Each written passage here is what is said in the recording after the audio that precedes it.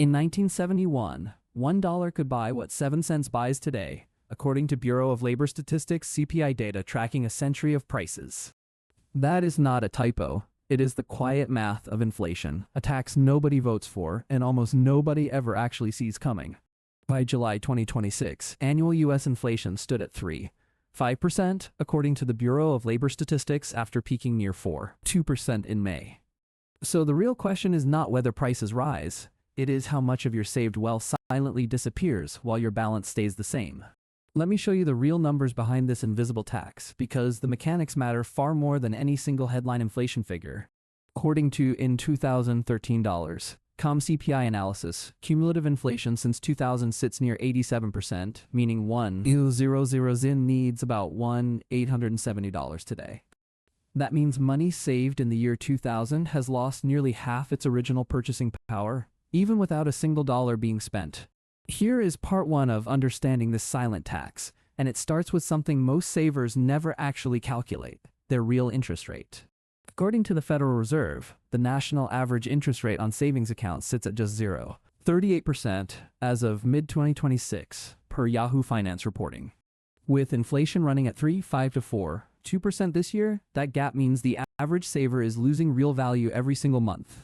This mechanism works simply. Your account balance in dollars might grow slightly, but the goods those dollars can buy shrink at the same time. According to First Cart's analysis, a saver holding 10,000 rate lost about $382 in real buying power within 1 year. The honest risk here is that most people never notice this loss, since their monthly statement shows a number that appears to be growing. The access point is understanding your real return, your account's interest rate minus the current inflation rate, not the interest rate alone. Part 2 of this story is what economists call the erosion effect, and the 20-year math here is genuinely more dramatic than expected. According to Wealtn research, even at a modest 2% inflation rate, $10,000 loses about 1/3 of its buying power over 20 years. During higher inflation periods like 2022, when CPI peaked near 9.1%, savings lost 7 to 9% of real value in a single year. The mechanism here compounds quietly. Each year's inflation stacks on the prior years, shrinking purchasing power faster the longer money sits idle in cash. According to that same research, 10,000 can effectively shrink to just $537 in real purchasing power over 2 full decades of typical inflation. The honest risk is that this compounding erosion happens invisibly, since nominal account balances rarely decrease even as their true value keeps falling. The access point is recognizing that cash sitting in low-yield accounts for decades is not neutral, it is actively losing measurable value. If protecting your savings from this silent tax matters to you, check out the free video linked below covering practical inflation hedging strategies. Part 3 involves wages, since the same inflation eating your savings also quietly erodes what your paycheck can actually purchase over time. According to Pew Research Center analysis, today's average real hourly wage carries roughly the same purchasing power it did about 40 years ago.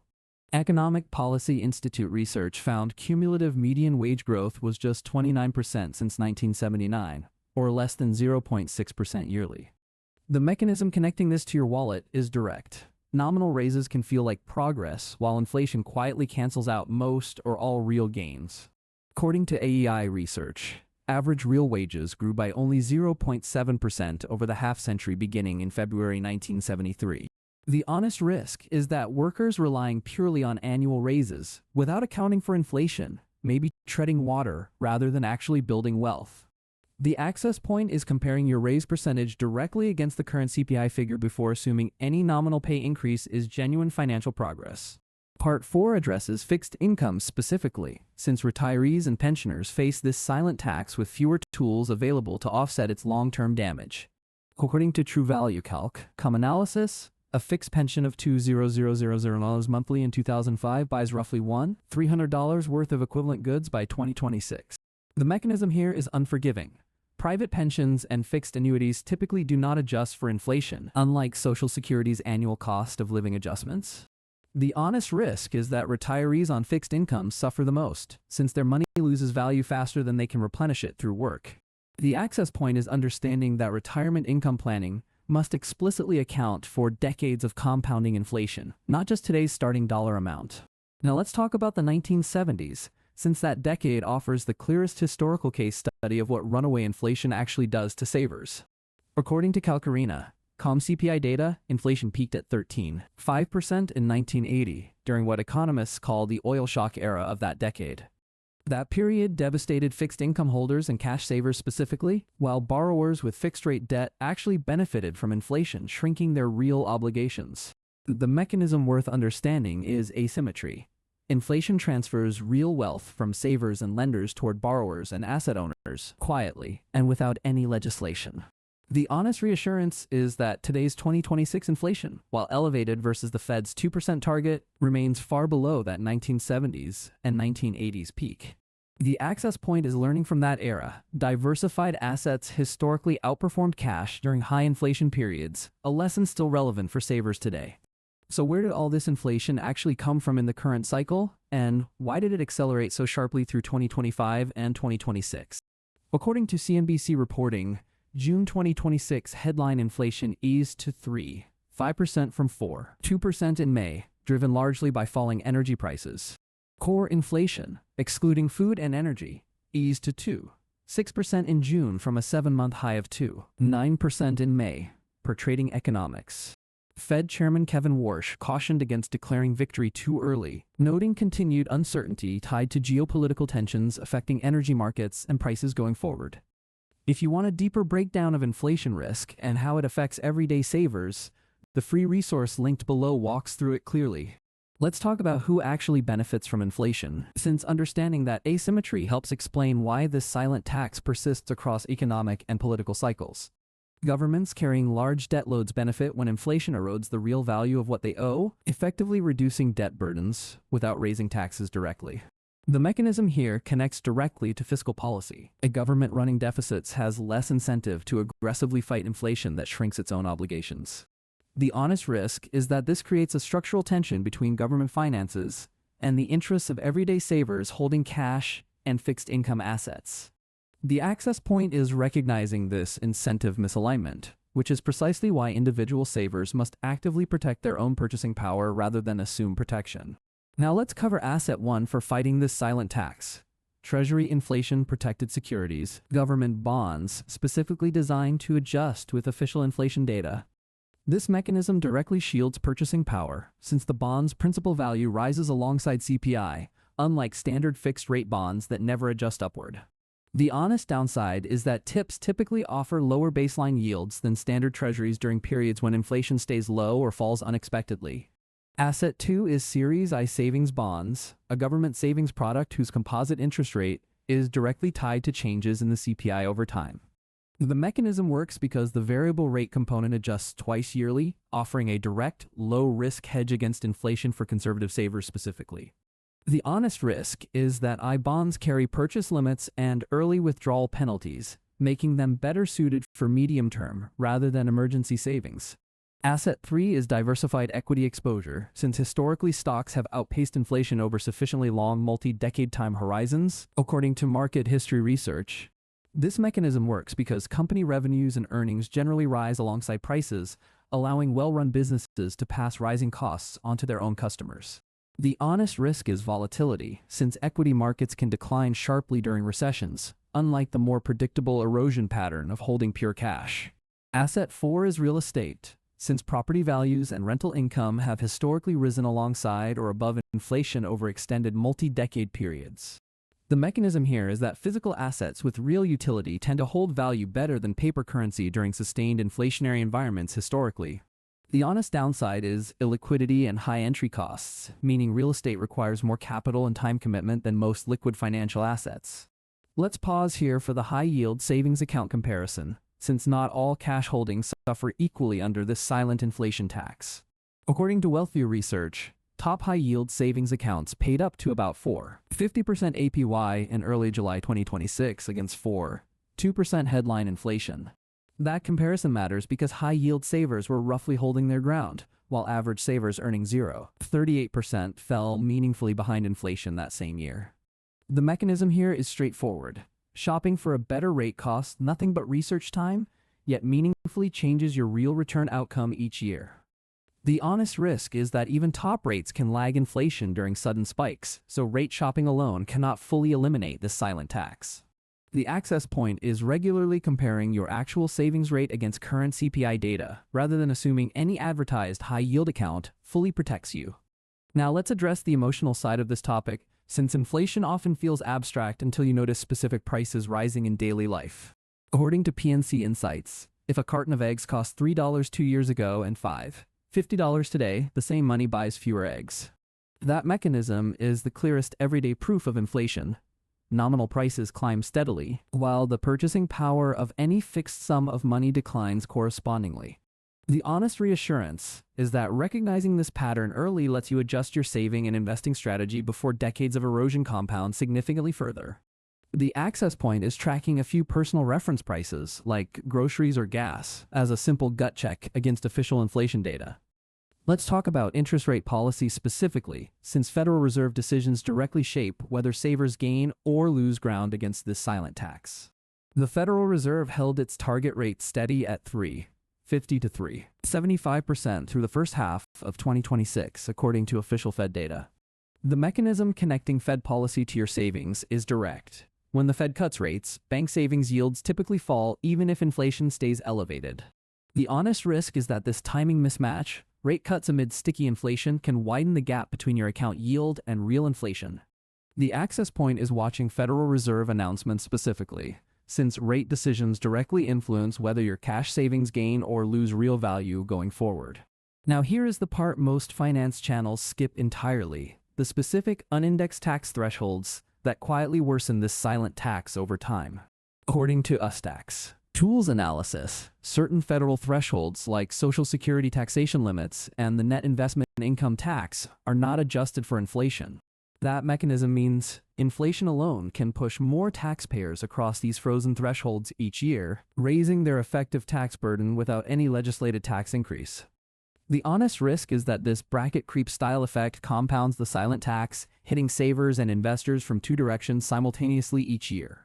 The access point is reviewing which thresholds affecting your specific tax situation are not indexed, ideally with guidance from a qualified tax professional. Let's revisit the historical purchasing power data one more time, because the multi-decade view makes this silent tax feel less abstract and more real. According to Lee 7, USCIRT's Gov cited BLS data, $80,000 in May 2000 had the same buying power as roughly $117,913 by February 2019. That means anyone holding cash flat since 2000, without any growth at all, effectively lost around 32% of their original purchasing power. The mechanism behind that number is simple compounding. Even modest annual inflation, sustained over 2 full decades, produces a dramatically larger cumulative purchasing power loss. The honest risk is that most people underestimate this compounding effect, since annual inflation figures like 2 or 3% feel small in isolation. The access point is running your own numbers periodically, checking what your specific savings amount would need to equal in today's actual purchasing power. If understanding how this silent tax affects your specific retirement timeline matters to you, the free breakdown linked below covers building an inflation-resistant plan. Let's talk mechanism one more time, because understanding exactly how inflation reaches your wallet protects you from the most common misconceptions about this topic. Inflation does not steal money directly from your account. It steals the future goods and services that money would otherwise have been able to purchase. That distinction matters because it explains why nominal balances can grow while real wealth simultaneously shrinks, a pattern many savers never fully internalize. The honest downside is that this slow, quiet erosion rarely triggers the same emotional alarm as a sudden stock market crash or crisis event. The access point is treating inflation with the same seriousness as any other financial risk, tracking it actively rather than assuming it away. Now let's discuss gold specifically, since it has historically served as one of the most cited hedges against sustained currency purchasing power erosion. Central banks bought 863 tons of gold in 2025, according to the World Gold Council, marking their 15th consecutive year as net gold buyers. The mechanism here is that gold carries no dependence on any single government's currency policy, making it attractive during periods of inflation uncertainty. The honest risk remains that gold pays no yield or dividend, and its price can stagnate for years even during moderate inflationary periods. The access point is treating gold as one diversification tool among several, not a complete standalone solution to protecting purchasing power over decades.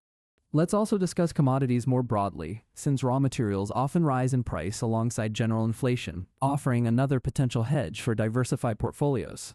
The mechanism here is direct. Commodity prices frequently drive headline inflation figures themselves, meaning commodity exposure can track inflation more closely than other assets.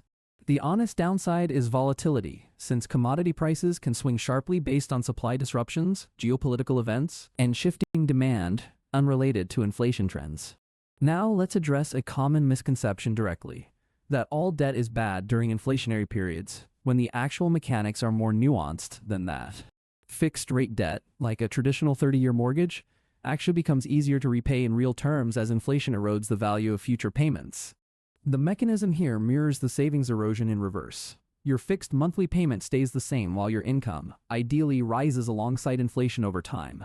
The honest risk is that this benefit only applies to fixed-rate debt, since variable-rate debt payments can rise directly alongside inflation and rates.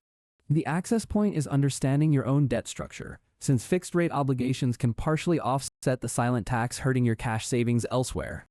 Let's talk about emergency funds specifically, since this silent tax creates a genuine tension between liquidity needs and long-term purchasing power protection.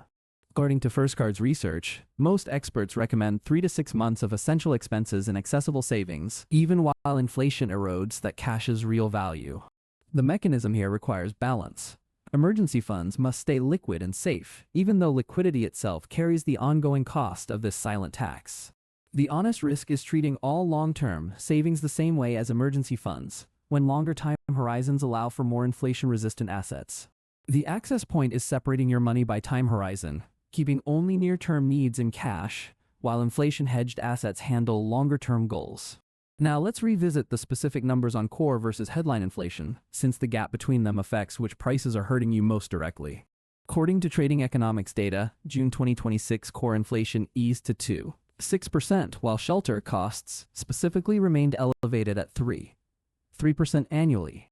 The mechanism worth understanding is that housing costs, a major budget category for most households, have persistently run above the broader core inflation figure. The honest risk is that headline inflation numbers can understate the pain felt by renters and buyers facing persistently elevated shelter cost increases specifically. The access point is tracking category-specific inflation data relevant to your own budget, not just the single headline percentage reported each month.